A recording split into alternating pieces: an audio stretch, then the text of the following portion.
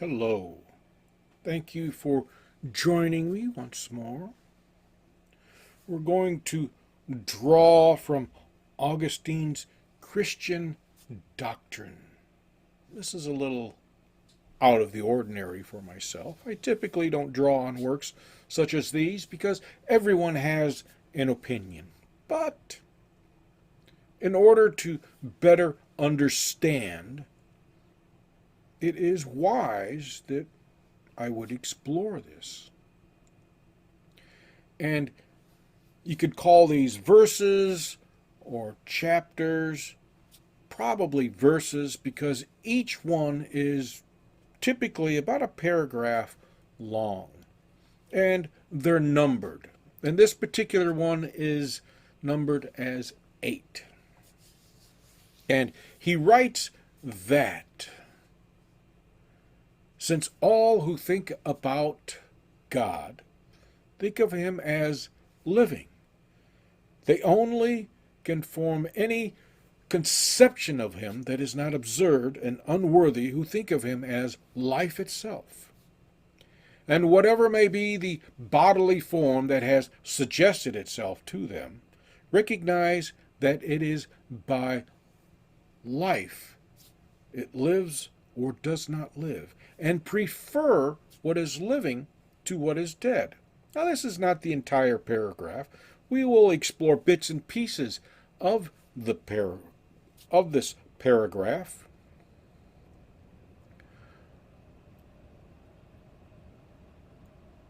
But one might want to consider that if all think of God as a living God, well, it would be wise that we determine how a living God might be seen.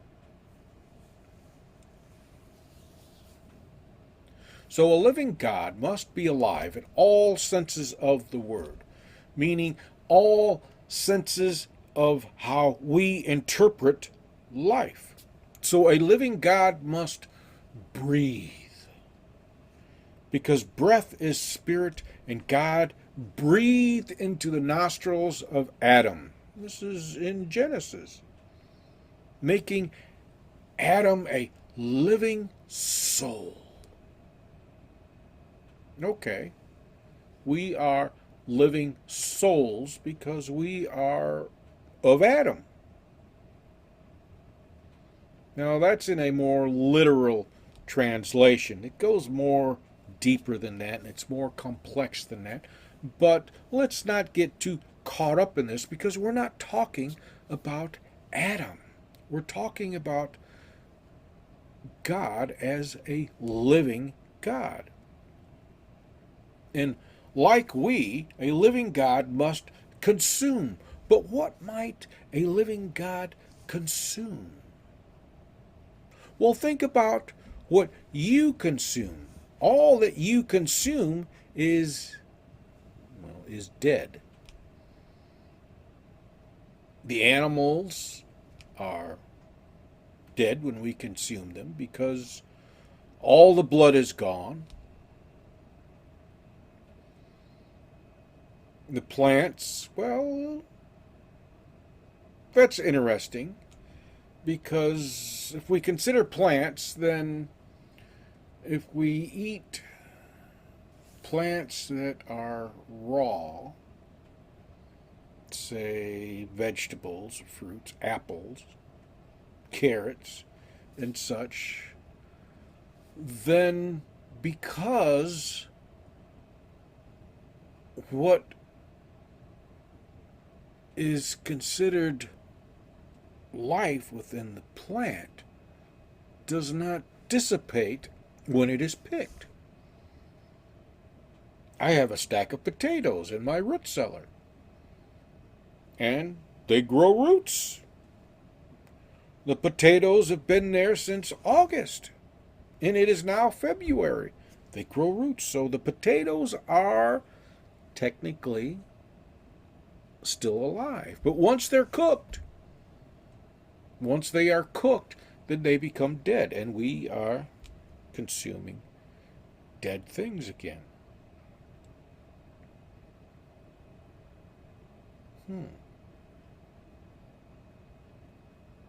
The only thing that we consume that is not dead is the air we breathe. The air you breathe is not dead, it is alive. In many of the older cultures, breath was also considered spirit, and spirit, as demonstrated in Genesis, is the animating force. When God breathed into Adam and made Adam a living soul, he animated Adam, so air animates. Air is spirit. And by this observation,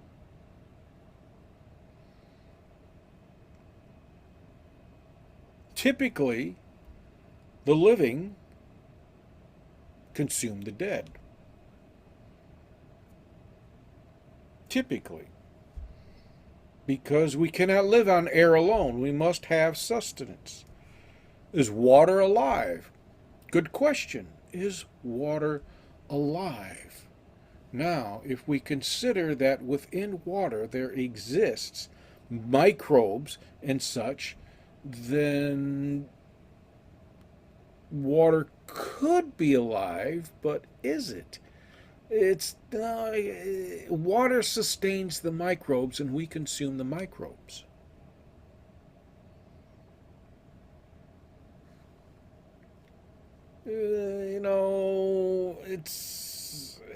It's messy. It's messy.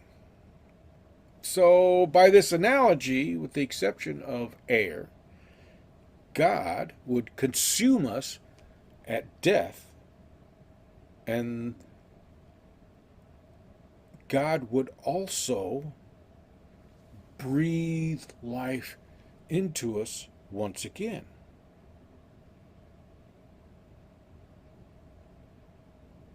It's complex. It's difficult. God consumes our bodies and then breathes life back into our bodies. And our bodies are formed of, well, they're formed of dead things.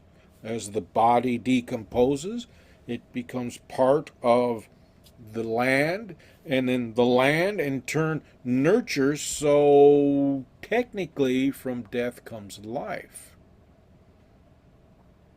Technically. So therefore, God doesn't consume death because we never truly die.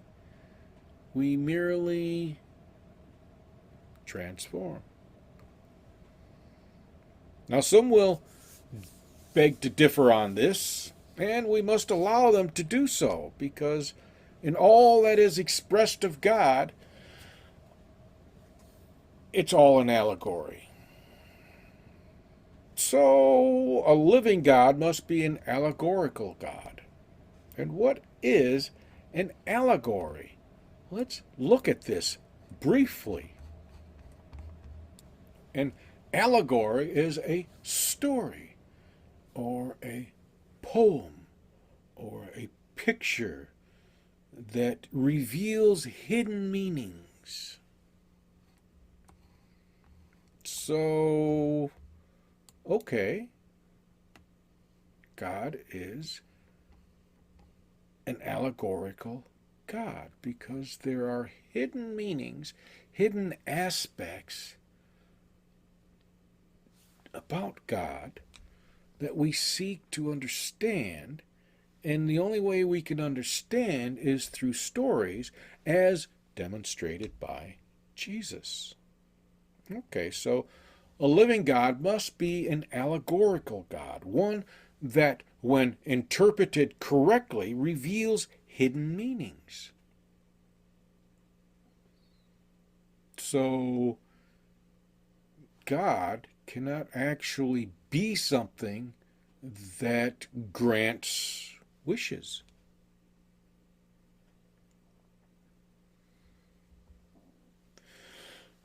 And because God would be an allegorical God, there cannot be a correct or incorrect interpretation of God. Thus,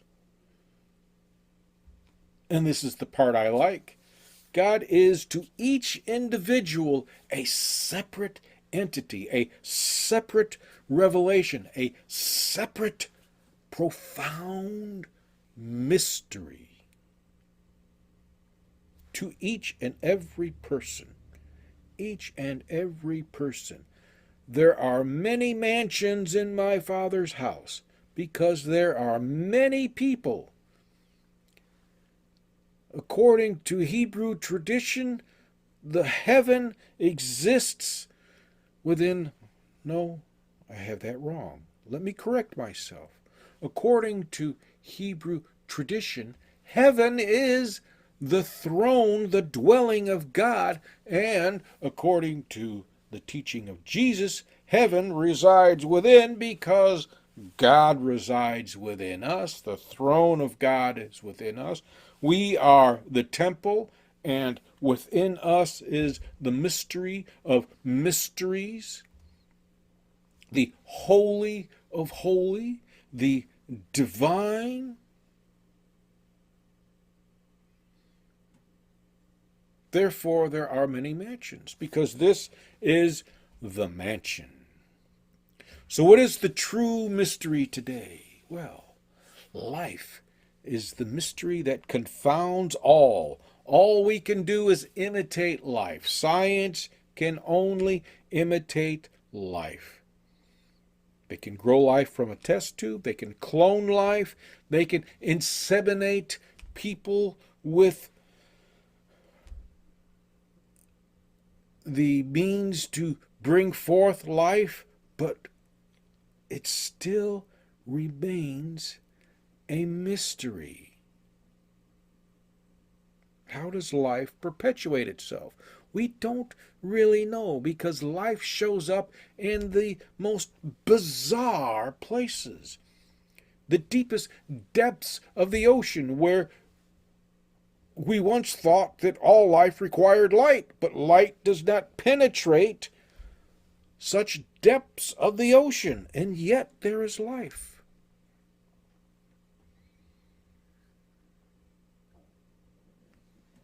Life permeates all.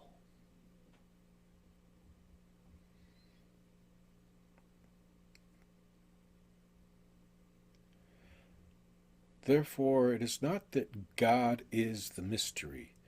It is life that is the mystery, because we cannot see through the shroud, and we assume there must be a being far more intelligent than we. Therefore, God must be this supreme being, because we don't understand life.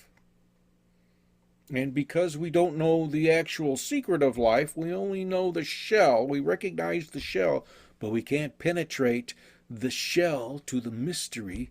Then obviously there must be something much wiser than we. And since we are beings, God must be a being.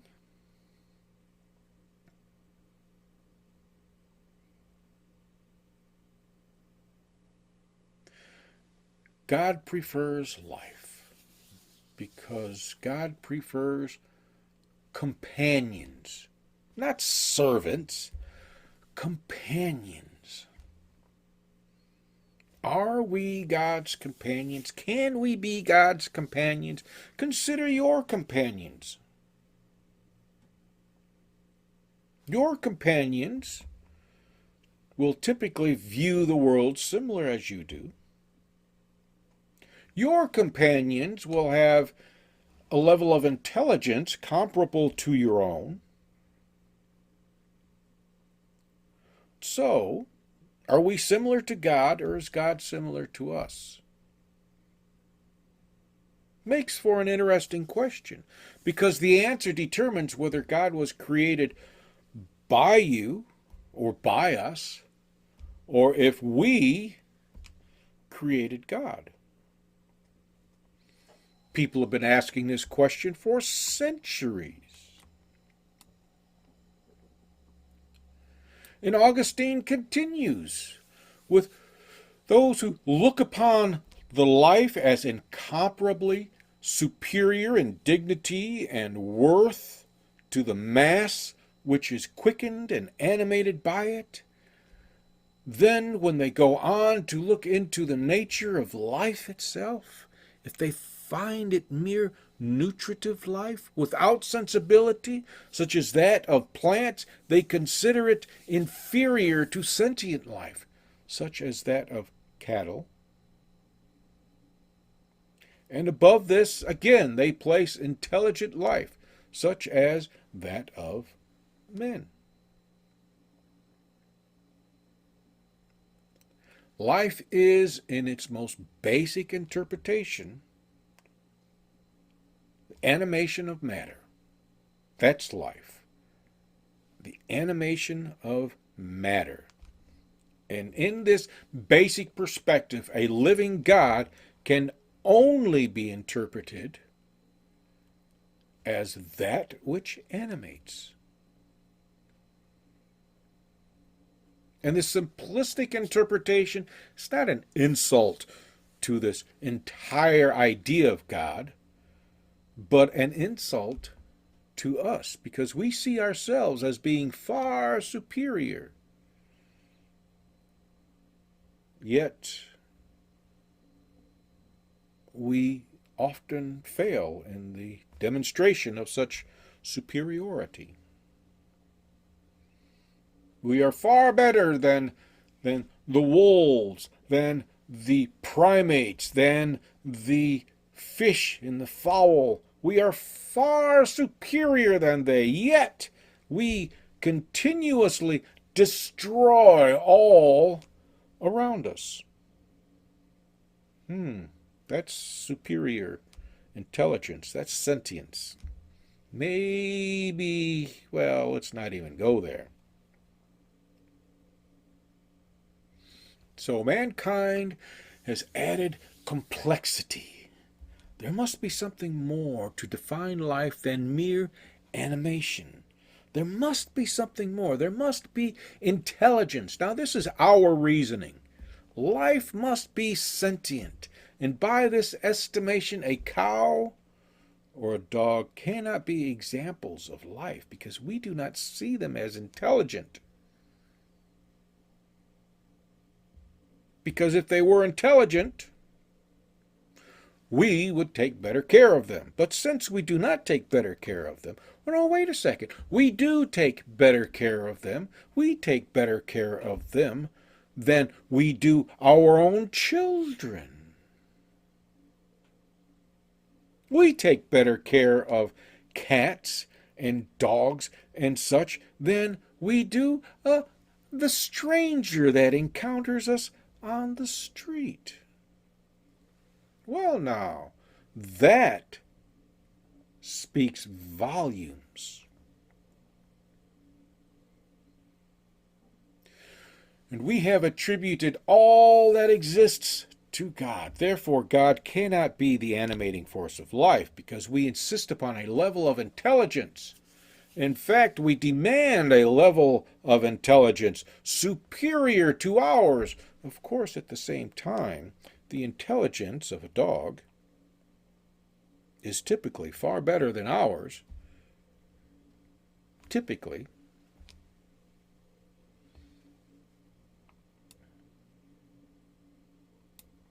And Augustine continues with, perceiving that even this is subject to change, they are compelled to place above it again that unchangeable life, which is not at one time foolish and at another time wise, but on the contrary is wisdom itself. For a wise intelligence, that is, one that has attained wisdom, was previous to its attaining wisdom unwise.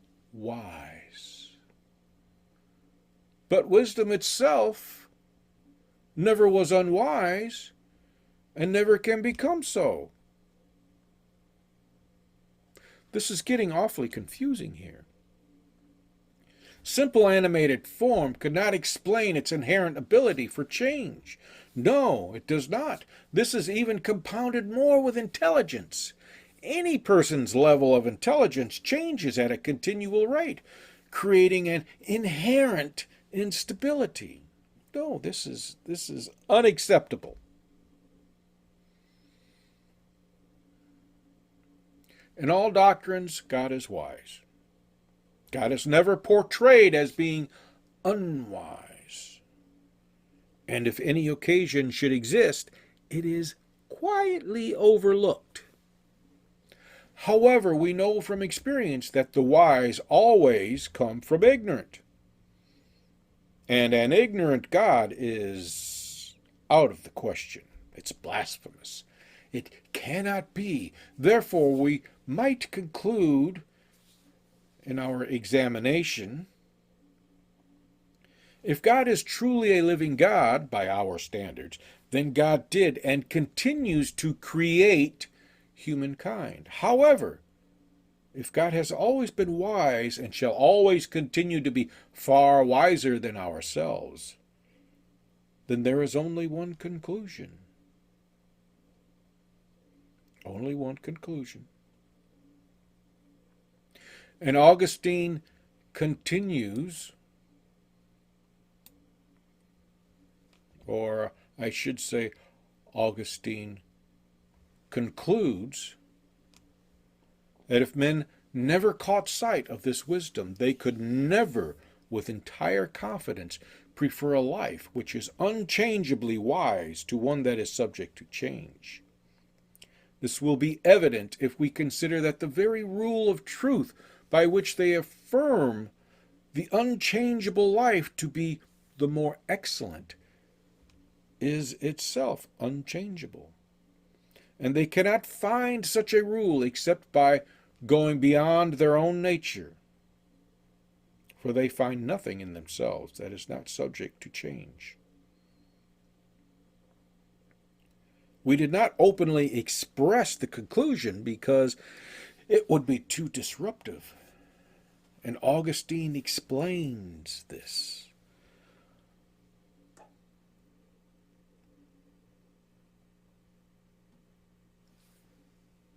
They cannot find such a rule except by going beyond their own nature, for they find nothing in themselves that is not subject to change. That is the key. If God has always been wise and God's wisdom is unchangeable, there is only one conclusion. In all of nature, there is nothing that does not change. Change is a vital part of nature's development, and consequently to our development, to your development, change is essential. Therefore, we must venture outside of our nature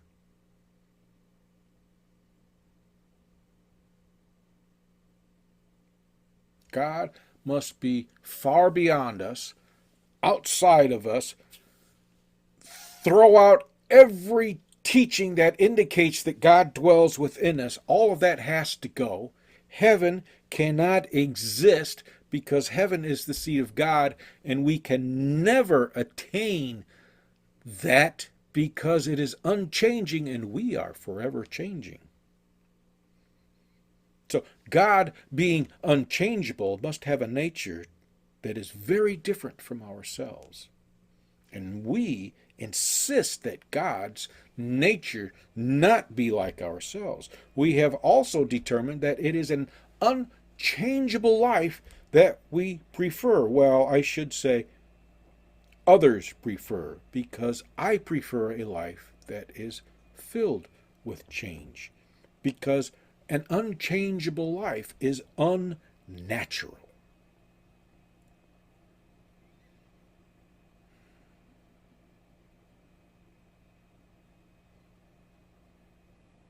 Thus, we have made God, not determined, but we have made God to be a different nature than ourselves and have determined to aspire to be like God, to be unchanging. We have set ourselves up as masters of nature, despite the obvious folly in that very idea. You cannot aspire to be unchangeable when all that is around you is unchangeable. Therefore, the unchangeable God is change, because change is unchangeable. You can't stop it. It's continuous. It is continuous. What's more, God is a living God.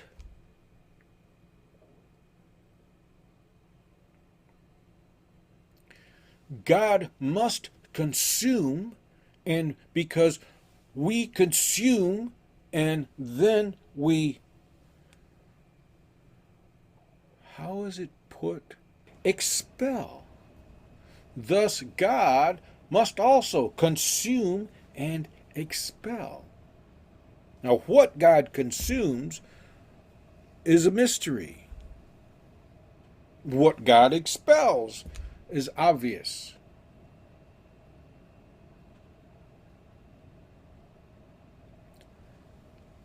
God breathed into Adam and made Adam a living soul.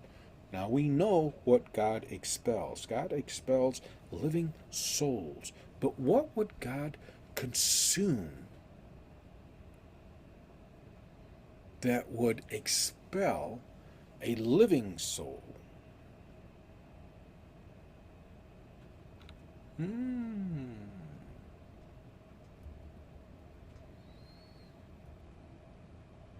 There is a good question for you to consider.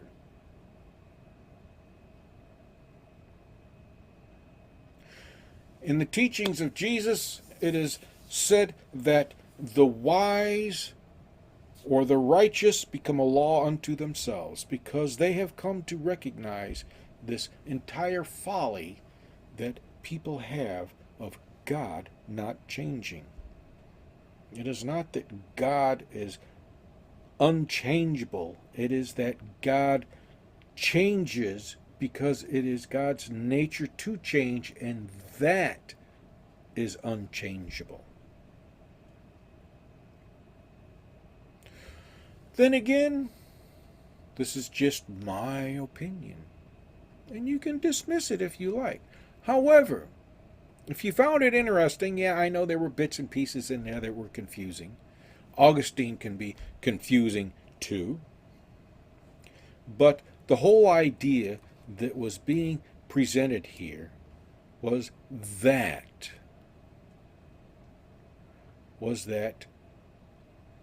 all who think of God as living. And the reason why they think of God as living, because they perceive God differently one from another. And their perception of God is something that cannot change. I cannot change your perception of God. Of course, at the same time, that applies that God is unchangeable, because I cannot change your perception of God, and you cannot change my perception of God. And it would be wrong of either one of us to attempt to change each other's perception of God. That is the folly. That is the folly. That can explain why God is a living God. Because those who perceive God perceive it in their own particular fashion, through their own particular sight, through their own particular experience. That is why there are many mansions. If you found this of interest, take a moment and subscribe. I want to thank you for joining me on this little excursion. And I wish you a changeable day in an unchangeable fashion. Thank you very much.